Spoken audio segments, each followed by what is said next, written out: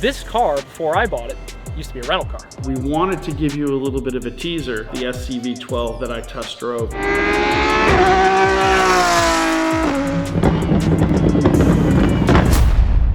Welcome back to the channel, everyone. So before we get to today's video, we have to thank today's sponsor, which is SimpliSafe. SimpliSafe is an easier way to secure your home and family, and right now, SimpliSafe is offering the best deals of the year, with 50% off or more on your security system. SimpliSafe systems are customized to your home with a comprehensive line of sensors and cameras, all connected to a 24/7 monitoring service that sends help fast in an emergency. SimpliSafe enables you to design a system that best fits your space and ships directly to your door. They've got sensors to cover every window, room, door, plus lots of great extras like water sensors, smoke detectors, HD cameras for the indoors and the outdoors, as well as doorbell cameras. From there, your home is professionally monitored 24/7. If anything happens, SimpliSafe's always-on team will call authorities immediately. SimpliSafe has been awarded and recommended by experts including US News and World Report, PC Mag, Popular Science, and it's trusted by more than 3 million Americans to keep them safe while home. It's easy to rack up costs with other monitoring services, but SimpliSafe's professional monitoring service begins at only 50 cents a day. So this, folks,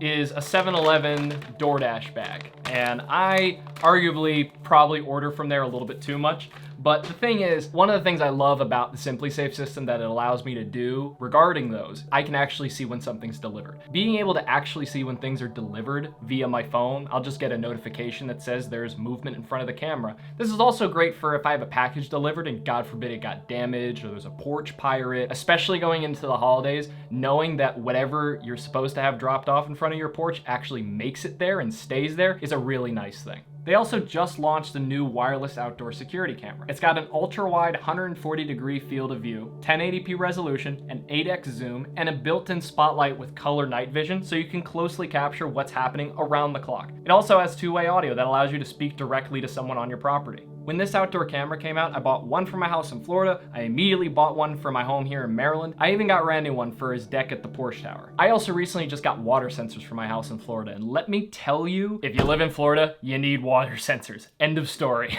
Save 50% or more on your SimpliSafe security system during their biggest sale of the year. Visit simplisafe.com/savagegarage to learn more. So guys, with all that being said, there's never been a better time to get started with SimpliSafe. Check the link in the description down below, get started with them today, and now, enjoy the rest of the video.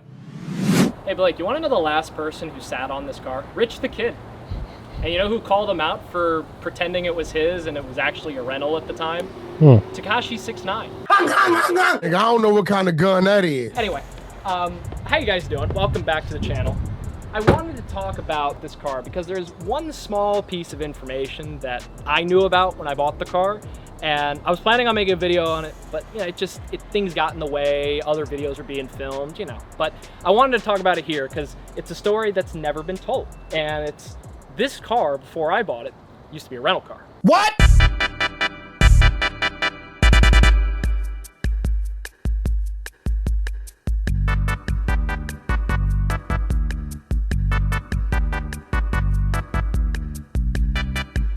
Dun, dun, dun, you know, or whatever. But yeah, this Aventador used to be a rental car. When most people hear that, first thing they think of is, oh, you bought a basket case. Now, if this was a Nissan like Elantra or a Sentra or something like that, I completely agree with you. In this case though, specifically with exotic cars, it's not always the case. Now I'm gonna say this right now, get it out of the way. I'm not an expert when it comes to renting exotic cars, but I did learn a little bit about the business when I worked for Rob Ferretti a few years ago. He still to this day, he runs Gotham Dream Cars, and they've been renting exotics for, I'd have to check when they started, but Rob's been renting cars for a long time, and he knows his shit when it comes to this. So I've picked up a few things, and you know, just the way that things are done in the exotic rental car business, I had the privilege to learn and see how they were done. One of those things that is done is cars, once they hit a certain mileage, they end up being unloaded. And then my ADHD brain got sidetracked. I got off on some other tangent. What I was trying to say was there's multiple reasons a car would get unloaded from a rental fleet, especially with the exotic cars. A big one is mileage. The more miles, the more depreciation. Also, as the business, you want to put as little money into the car as you can and rent it out as much as you can to maximize your profit. And the more money you have to put into the car, obviously the less money you're gonna make. So the idea is use the car for as long as you can where it's gonna be reliable, and then unload it before miles and depreciation hits. Right now, most Aventadors you see for sale hover around the 15 to 25,000 mile mark, right around there. And that's typically when a rental company would unload their car, so it fits into that median of mileage of cars for sale. And again, as I said, every single car is different. With these cars, one of the things that becomes a worry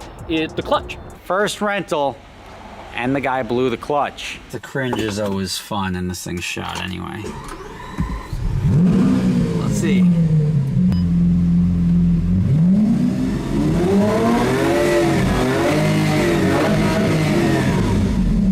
If you don't know what you're doing, you can easily blow through the clutch, and this one's going to be expensive. It's like 11 or 12,000 bucks.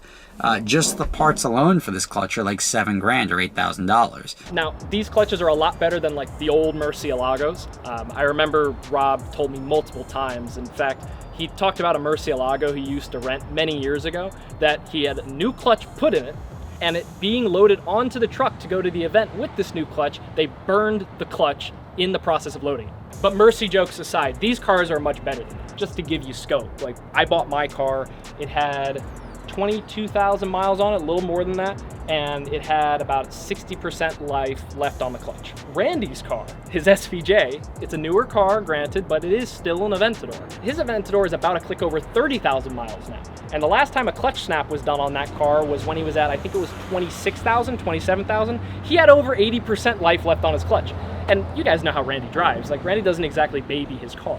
Ladies and gentlemen, we've talked about this before. How many launches this is supposed to have? It's supposed to have 3. In its life? Or something like that. Uh-huh. And how many do you think you've done? 3 a day for 2 years.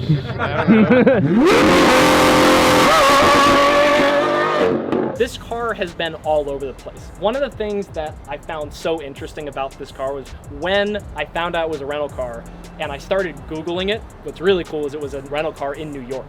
So, you know, it wasn't actually that far from Rob either. Cloud9 Exotics. Like, not only weren't they far from Rob's shop, but they're a competitor to him because he services the New Jersey and New York area, and so does Cloud9.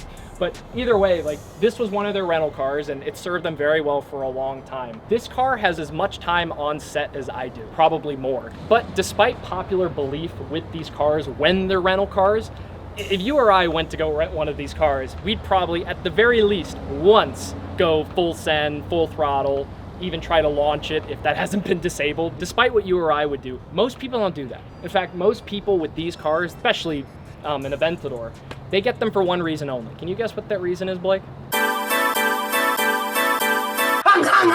Our buddy AJ, who owns a rental car company, he refers to these cars as door-up cars, and we're talking about BMW i8s, McLarens, any V12 Lamborghini. The doors that go up car are requested by clients all the time. That's what people get these cars for, to flex, to put them in music videos, whatever it may be.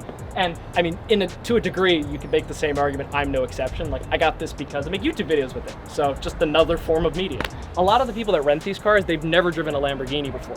And if you've ever been in one of these cars, it doesn't matter who you are. You get in one of these cars, it's intimidating. It's extremely intimidating. You've got what seems like an entire world in front of you of a hood, even though in video right now, this doesn't look like that much. The dash comes up to here. When you sit in this car, it looks like the dash goes forever. Not only that, it's low.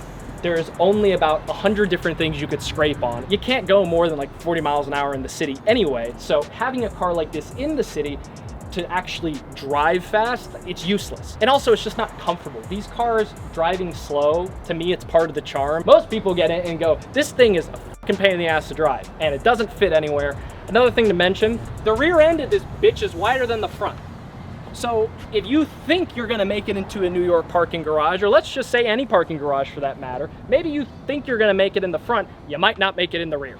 Most of them are scared to drive it, and they don't want to floor it because God forbid they get in an accident. I mean, even though they signed the paperwork and their insurance says they're covered for it if they were to total it or get in an accident, you really don't want to total an Aventador. You wouldn't want to crash this car. You wouldn't want to get in an accident. And every single part on this car is ridiculously expensive to replace. That's a video. Comment below if you want to see that in a video, but I think it would be kind of fun just talking about all the different pieces on this car that are ridiculously expensive. This taillight, I need to replace this taillight. you know, when my light bar flew off the car and, you know, it did crack this, unfortunately. That stupid taillight new from Lamborghini is like $5,500. I can get a used one for $2,700. Right here, if you look, Blake, this piece right here, when I bought the car, I noticed that this had been wrapped in black 3M, here as well as here. I'll put some video on screen so you can see it. But I figured, you know, that's kind of nice. I mean, I figured probably the rental company, what they did, they put that on there just to update the look a little bit. No, that's not why it was put there. It made it look like that, but the real reason that was put there is because at some point, one of the people who rented this car took a curb too sharp and they ended up nicking this and nicking that.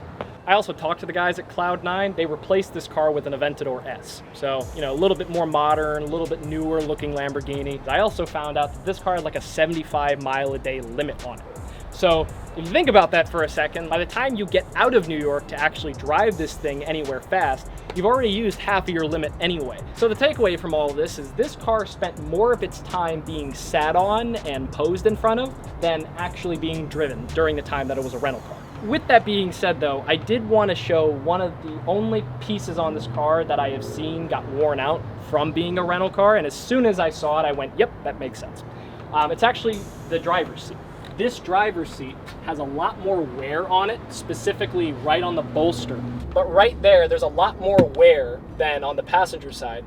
The other thing, because of all the ass this car has seen, this seat moves a little bit forward and backward, which I gotta tell you, especially when you're driving slow and the car jerks itself forward and backward, that sucks. I know something can be done about that doesn't involve me buying an entirely new seat or an entirely new rail assembly. I just haven't gotten to dealing with it because it just hasn't bothered me that much. So with that being said, let's go inside. Let's talk about the history of this car.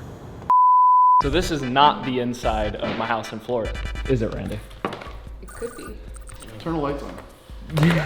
So anyway, that's the whole story on my car being a rental car. Now, the thing is, a lot of you I know were probably wondering, like, where's Randy? Randy's right here. Well, life gets in the way. I mean, I just moved into the new house. We had, what, 5 events come up. Oh, yeah.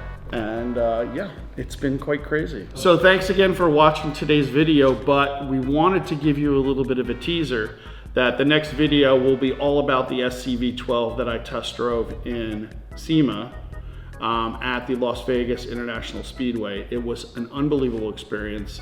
You are going to love the sounds of this car. We built out a version of the SCV12 that has a lot of the color specs. I mean, we did one with Grigio Telesto, obviously. We did one in Grigio Adamas. The car itself, you know, is an amazing piece. Lamborghini designed it really to be the ultimate track car, kind of like the ultimate Lamborghini program, kind of like Ferrari does, but a little more, how should I say it, owner friendly, where you can actually take the car and, you know, keep it at your house, do what you want to do with it, and then arrange for it to go to track. So for those who don't know, by the way, the FXX program is basically designed where you buy the car and Ferrari maintains it, keeps it for you. Whenever it goes out to a track day, you get to go out and experience it. But it's not a street legal car. It's not a street legal car. Neither is the Ascenso.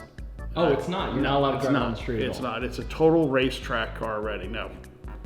We all know that there's ways around that, but sure. You're talking about what is essentially a very expensive car. We'll get to the pricing. It was incredible to see it going around the track. Looking forward to it, so stay tuned.